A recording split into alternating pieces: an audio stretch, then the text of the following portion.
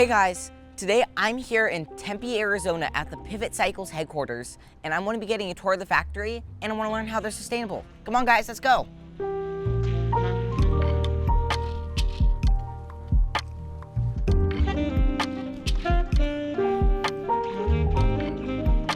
Hey guys, I'm here at Pivot Cycles today with my friends John and Brandon, and we're going to go get a tour and learn how Pivot Cycles makes your bike sustainable. Yeah, let's head on back and take a look.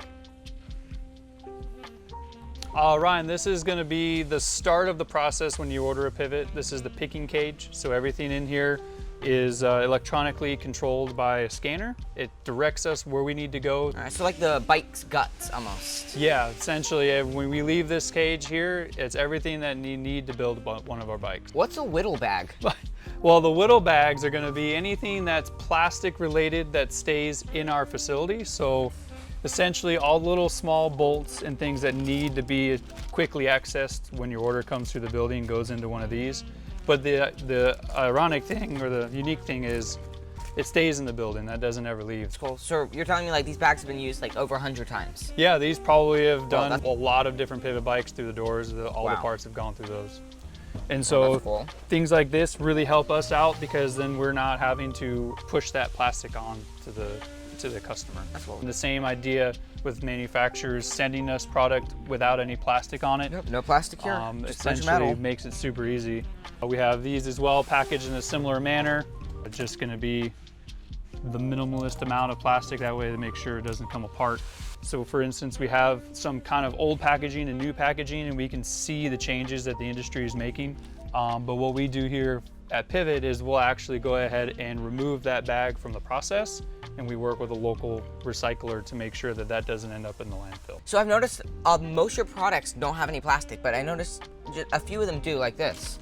What do you do with all the bags? Because I know you guys don't send out any of the plastic bags. What do you do with them? Okay, yeah, so on the final line that we'll see in a little bit in the process, what we do is we actually remove the product from this, confirm that it's there, and then we'll actually package it into a corrugated packaging and paper bags. And then that's what the end consumer gets. But what we do is we take that, it goes into a big container, and then we recycle it locally. Hey, what are these? Oh, these guys. So this is the stand sealant that we ship with every one of our bikes. And interestingly enough, we used to ship the small little white bottles, but inadvertently they would end up leaking. So we ended up putting them into a plastic bag to prevent them from getting all over the product. By going to this one, we've actually, they're mechanically sealed, and we've actually tested these by driving the president's truck over it to make sure that they don't explode. So John, why is the bike all wrapped up in tons of cardboard? Well, Ryan, this one's getting ready to be shipped out, and so we see a complete bike that was the beginning of the packaging process there behind it. And what we do here is, as opposed to a bubble wrap or something, other type of material that someone might be used to, we use this corrugate padding. And what it is it's sticky on one side, which means it's non-abrasive, but then it doesn't actually stick to the product itself. What that does, it creates that barrier in shipping to protect the product, but it also is green because it could be completely recycled. Yep, and now we can throw this in the recycle bin and it can be made into more cardboard. So Ryan, here we have the wheel bags that all of our vendor wheels come into us. And so what we do is we actually set these aside, we put them in these boxes and we ship them back to the vendor. And then what happens is then they begin their process all over again. And then we'll do the same process. They get folded up and sent back, and we'll see them again in the future. That's cool. Oh, wow. That's a heavy box. It gets pretty heavy, yeah. There's probably about 500 bags in that box. Feels like it weighs like 50 pounds. So what is all this in this tub? So this is going to be all the plastic that we've pulled from those various items that we've seen in the picking cage during our final assembly process. And so what we do is we'll go ahead and fill one of these up, and then we actually will take the forklift and we'll actually compress it back down. So we'll fill this thing up completely to the brim, and then we'll have our plastic recycler partner come and pick it up. By the time it gets full, these are about 300 to 400 pounds of plastic. That's a lot of bags being recycled. So all that plastic that's in that container, this is a good example of where it all comes from. And so what we have here is what we get after that picking process from the cage of what came in that box that was originally at the beginning there.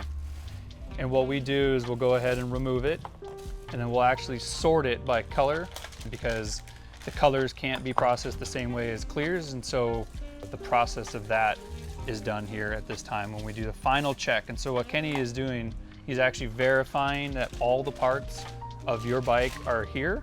And so every little componentry, all the little bolts and nuts and the headset washers and the cable clamps and stuff is all present. And then that gets verified and then packaged up. That's cool. Yeah, so once all this stuff is removed, he'll actually incorporate some of that co-adhesive corrugate that we saw earlier on the electric bike, and he'll use that to pad the cranksets and the other things that are a little bit heavier that end up back in the box. But a majority of it goes into paper bags.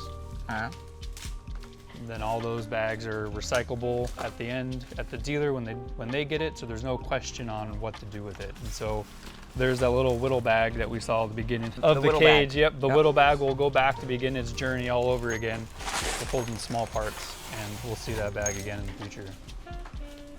John, I think someone forgot to remove the sticker here. Actually, Ryan, you know what? We go ahead and we put that one on there. So if you see what it says, it talks about owner's manual and suspension setup guides. And so we used to print all the manuals and suspension guides here in-house locally and include them with the bikes.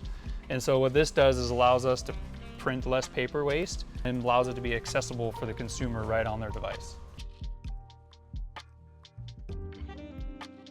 Wow, a whole bale of cardboard. So I'm assuming this will probably get recycled? Yeah, so this is what we go ahead and we collect as we pick through the cage. We break everything down.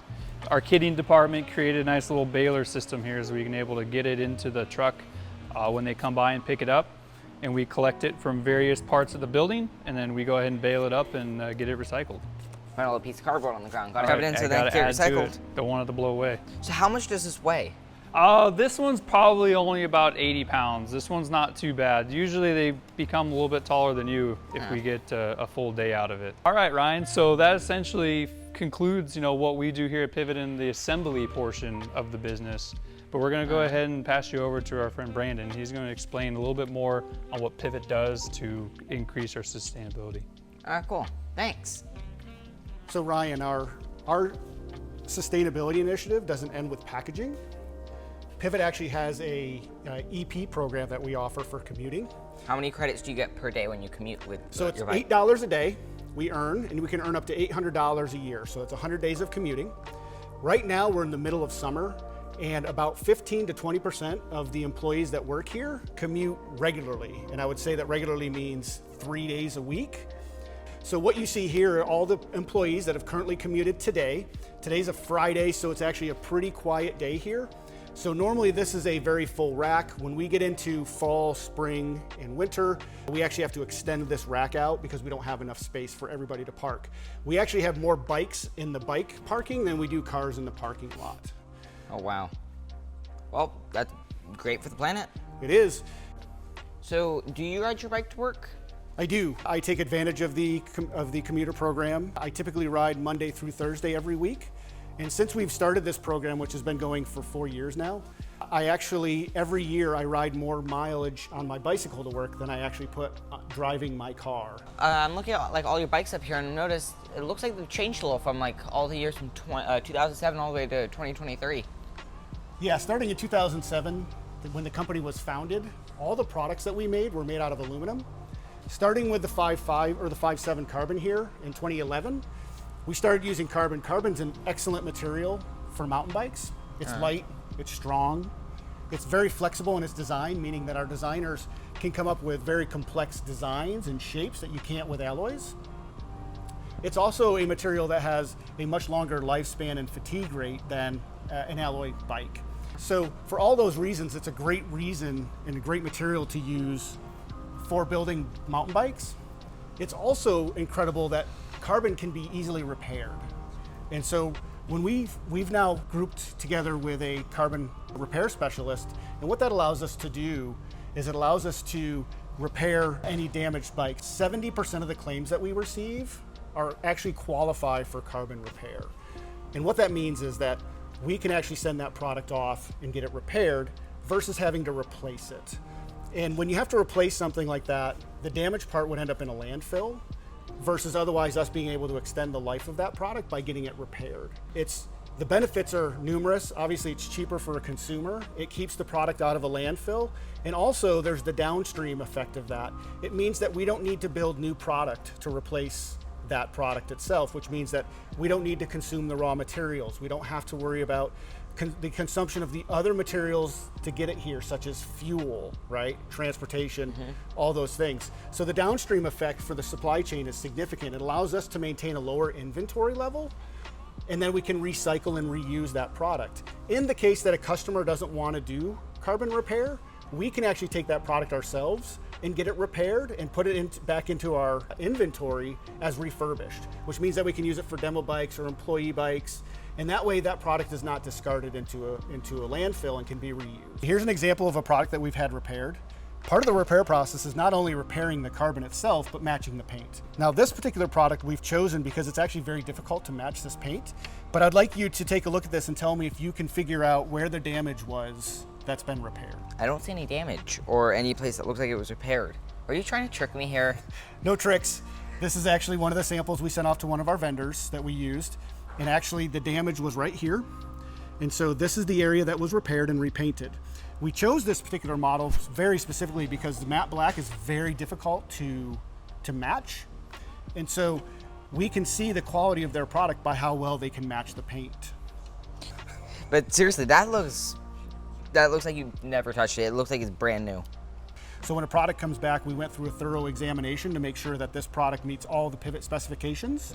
We ran it through QC, we did all those processes, and we even had some of our most stringent people, including our founder, take a look at this to see if he could go through the same exact example you did to see if he can determine where it was broken.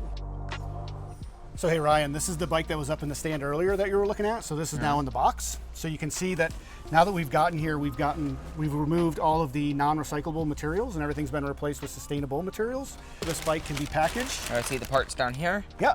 Nicely covered by recyclable paper, which will help protect it. And that's how we package a complete e-bike. And now it just needs some eco-friendly tape or staples. Staples. Eco-friendly. So what is this box and battery here for? So this is another area that we work on in our sustainability program. We've partnered with Call to Recycle, and Call to Recycle is a nonprofit. And what they do is they're actually a recycling specialist. They have agreements with the US DOT, which allows them to ship hazardous goods. Any lithium battery is considered hazardous goods. Like this. Like that one. And so what this does is we can, as a dealer can go to Call to Recycle and they can sign up. So let's say this is their battery, it doesn't work, they open the box, put it in, put a mailing label, send it out, and then they get it? Correct, and if you actually notice, this box is already pre-labeled. So literally all they have to do is put the packaging right in here. Correct. This has all the requirements that are required by US DOT to package it. They will tape it up and send it in, and now we can fully and safely repair this. Call to Recycle also has another program for damaged batteries. A damaged lithium-ion battery can be even more dangerous, so they actually send a hard case. It looks kind of like something out of James Bond, and it protects the battery in case it decides to combust. And it will protect the consumer, the dealer, and while it's in transit. Hey Kenny, you got that bike wrapped up yet? Almost. While we were over with Brandon, he went ahead and changed all that plastic packaging over to recyclable corrugated packaging. And so here's that box that started its life at the beginning of the cage, and now everything is wrapped up nice and neat in the padding and the paper bags, including the handlebar and the Fox fork, completely wrapped with recyclable materials. Yep. It's sticky. Nice firm press. There you go. Yeah.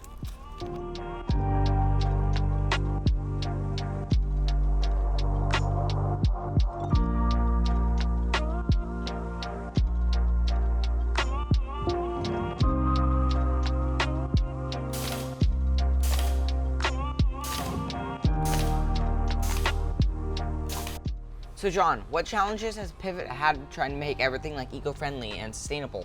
You know, a lot of it is to do with the research, trying to figure out what plastics can be recycled, what area around here, especially in Phoenix, can recycle it, and how we can keep a program implemented to prevent it from getting to the dealers and making sure that we're keeping it out of the landfills. Is it more expensive to like package all the Pivot bikes and stuff and all the eco-friendly materials? You know, Ryan, it actually does have an added cost, but when you look at the amount of paper that we're using versus plastic that we used to. I know I didn't quite mention it earlier, but in about a month's rate, Pivot used to use about the height of Mount Everest in bubble wrap. And so to be able to remove that from landfills or add it into our products, to have customers deal with that, it's definitely worth the added cost to be able to, have more sustainability options. So what convinced Pivot to start using more eco-friendly materials instead of the plastic? The biggest influencer for our decision was People for Bikes, which is a .org organization that benefits cycling in the nation. They put out a pledge to make packaging in the bicycle industry as green as possible, as much sustainability as possible by 2025. There was a few people that quickly jumped onto it, like our vendors, like some of our component manufacturers that we saw in the cage earlier. Although we were shooting to be able to achieve that by the date given, we're getting really close. As you saw, we're about 99% there, on the way there to analog and both e-bike processes. But yeah, that was the major deciding factor, is we kind of came together and agreed that we would like to make a change just like everyone else is doing, and to be a part of that sustainability change in the industry. Yeah, that's cool, thanks.